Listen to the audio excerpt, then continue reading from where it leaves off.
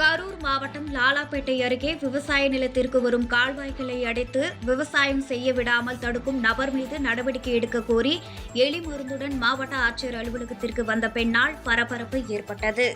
கரூர் மாவட்டம் லாலாப்பேட்டை அடுத்த கிராமத்தை சேர்ந்த நர்மதா அதே ஊரை சேர்ந்த வைரமணி என்பவரிடம் நிலத்தை விலைக்கு வாங்கி வாழைத்தோட்டம் அமைத்து விவசாயம் செய்து வருகிறார்.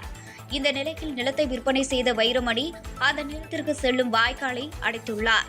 இதனால் விவசாயம் செய்ய முடியாத நிலைக்கு தள்ளப்பட்டுள்ளதாக மனமுடிந்த பெண் நர்மதா ஆட்சியர் அலுவலகத்தில் இன்று நடைபெற்ற மக்கள் குறைதீர்ப்பு கூட்டத்தில் தனக்கு சொந்தமான நிலத்திற்கு செல்லும் வாய்க்கால்கள் மற்றும் வடிகால்கள் மூலம் தண்ணீர் செல்லும் வழிகளை அடைத்துள்ள வைரமணி மீது நடவடிக்கை எடுக்க கோரி எலி மருந்தை சாப்பிடப் போவதாக கூறி கதறி அழுத்த சம்பவம் அங்கு பரபரப்பை ஏற்படுத்தியது.